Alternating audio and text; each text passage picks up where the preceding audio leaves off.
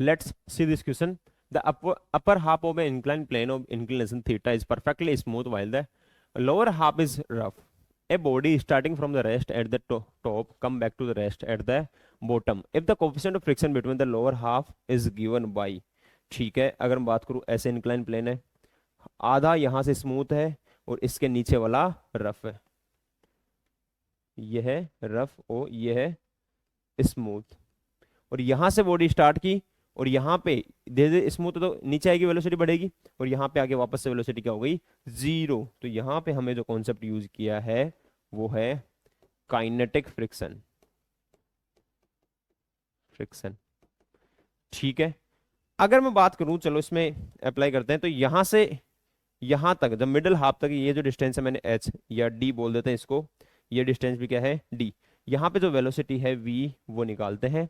यहाँ पे एक्सेलरेशन क्या होगा, जी साइन थीटा। यहाँ पे एक्सेलरेशन क्या होगा, जी साइन थीटा। लेकिन जैसे नीचे जाता है तो यहाँ पे क्या हो जाता है, एक जी साइन थीटा तो आगे की तरफ लग ही रहा है, ठीक है, पीछे लगेगा यहाँ पे फ्रिक्शन की वजह से, और फ्रिक्शन की वजह से फोर्स क्या आएगा, mu m g cos theta.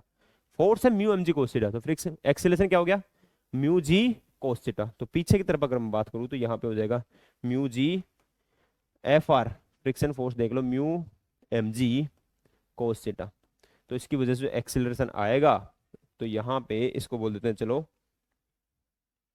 ये है A2 और ये है A1। तो A2 इक्वल टू क्या हो जाएगा, जी sine theta minus mu g cos theta. यही होगा क्या, पक्का।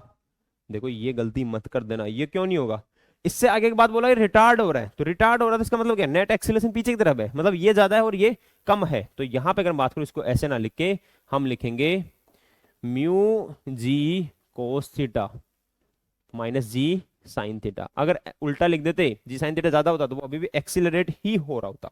चलो देखो, यहां से वेलोसिटी सेम डिस्टेंस चला, वेलोसिटी जो है यहां तक आया, और यहां पे आने के बाद क्या होगी, वापस से वेलोसिटी जीरो हो गई। चलो देखो, अगर मैं बात करूं तो वी स्क्वायर इनिशियल थी जीरो, v square u square equal to plus a two a s. Final velocity v square initial अगर बात करूं वो जीरो थी, तो टू ए की वैल्यू है जी साइन थीटा, और ये हो गया एस जो है उसको बोल दिया मैंने डी।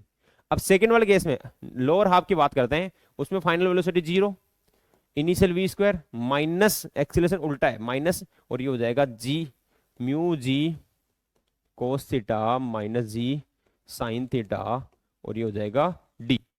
तो यहां से अगर बात करूं, इसको वेलोसिटी को इधर ले आऊंगा तो दोनों की वेलोसिटी क्या है, इक्वल है। दोनों की वेलोसिटी क्या है, इक्वल है। दोनों को इक्वेट करूंगा तो इक्वेशन 1 और इक्वेशन 2, इन दोनों को इक्वेट करूंगा, या दोनों को ऐड करना हो तो ऐड कर दो।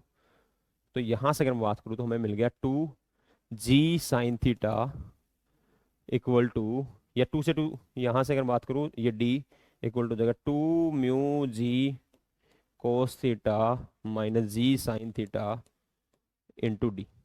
डी से डी कैंसिल आउट, 2 से 2 कैंसिल आउट, और यहां से जी से जी भी कैंसिल आउट, ठीक है। तो बचा क्या, यहां पे बचा साइन थीटा, और उधर क्या बचा, उधर अगर बात करें म्यू कोस थीटा, और इसमें साइन थीटा। साइन थीटा इधर आ जाएगा तो 2 साइन थीटा हो गया।